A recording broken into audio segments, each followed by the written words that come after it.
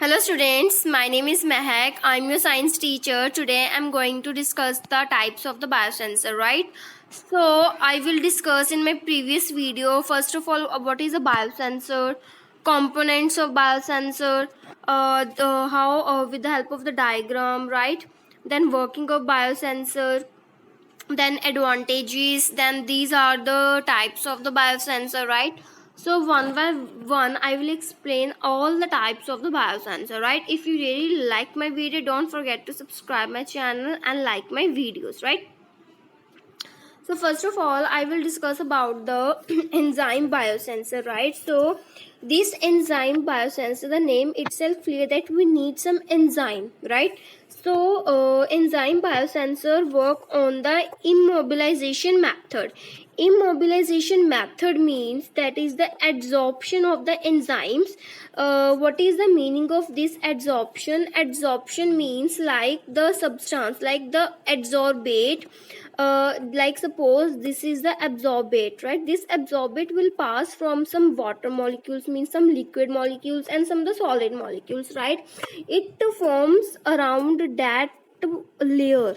This layer is known as the monomolecular layer. Monomolecular layer, right? I will just say it, you can write, right? So that is, it work on the immobilization method, that is the adsorption, means that when the adsorbate molecule pass from some liquid or solid molecule, it forms a layer, monomolecular layer around that surface, right? By van der Waals forces, ionic bonding, and by the covalent bonding, right? So enzymes used for this purpose, like examples of the enzyme biosensor which we use to form the monomolecular layer around the solid or liquid surface, that is oxidoreductase enzyme, polyphenol oxidase, or peroxidase. These are the example of the enzyme biosensor, right? Then second is the whole cell biosensor, right? So this is the first, you can I can say that this is the first micro based or cell based biosensor, right? So right, this is the first micro based or cell based biosensor. So Reconites, these Reconites developed the first tissue, means with the help of the tissue. Whole cell means inside the cell there are various organelles, right? Various tissues, various like organelles like chloroplast, mitochondria, and some membranes, right? So these Reconites developed the first tissue based biosensor for the determinations of the amino acid arginine, means for determination of what these amino acids are. Means like any amino acids this will determine, right? So this is the function of this whole cell biosensor, right? Third is the immunobiosensor. Immunobiosensor, first immuno, the name itself clear that antibodies which have the high affinity towards their respective antigens, right? That is, the antibodies specially bind to the pathogens or toxin or interact with the components of the host immune system. In this, what will happen? The antibody, right? The antibody which have the high affinity, means the antibody which have high affinity means which have to kill that particular antigens, means, right? So that antibody specially bind to the pathogen, right? First, obviously, if we take any antibody to protect our immune system, they will bind to the antigen, right? Or any pathogen or toxin which will harmful to our body, or when it will bind to the any pathogen, toxin, or any antigen, it will interact with the component of the host immune system. In this way, this will be benefit, right? Next is the DNA based biosensor.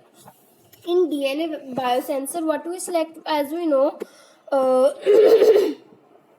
as we know that a single strand nucleic acid molecule, it is able to recognize and bind to its complementary strand in a sample. As we know, DNA is a double stranded molecule, so we take single strand nucleic acid molecule that is able to recognize right, that is able to recognize and bind its complementary strand in a sample, right?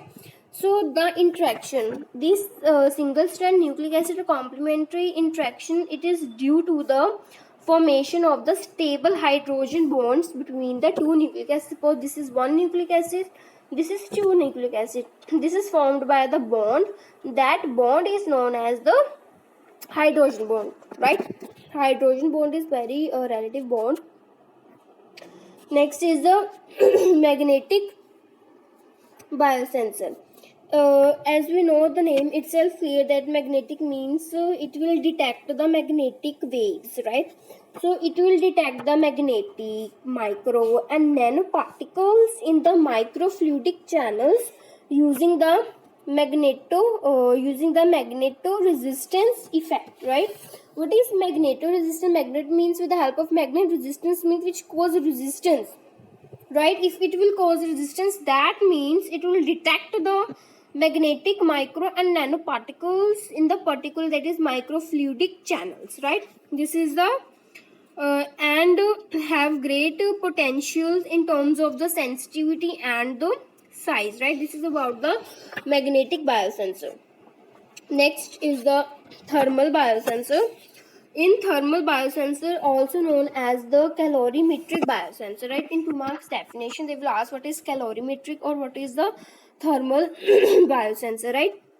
So these are developed by assimilating the biosensor materials as into the physical transition. Means what will happen, these thermal, right, it will convert the materials, right? It will, all the biosensor materials, it will convert into the physical transducer. This is a basic function of these thermal biosensor.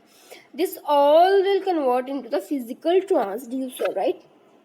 Next is the piezoelectric biosensor. This is very important. Piezoelectric biosensor. Piezoelectric biosensor basically it is of two types. First is the quartz crystal microbalance. Second is the surface acoustic wave device, right? These two piezoelectric biosensor, they measure the changes in resonance frequency. Means how, like first of all, resonance, as you know what is the resonance, means the shifting of the bond in the structure, right? So they measure the changes in the resonance frequency due to the mass change on the crystal structure, right? When there is change in the mass, right, mass of the crystal structure, then it will if there is a change in the mass, right? So we have to measure, we have to change the resonance frequency also. In this way this biosensor will work, right? Next is the optical biosensor. Optical biosensor, as name itself, optical means related to light, related to some source, some light source, right? It consists of the light source, or it contains the optical components to generate the light beam, to generate the light source.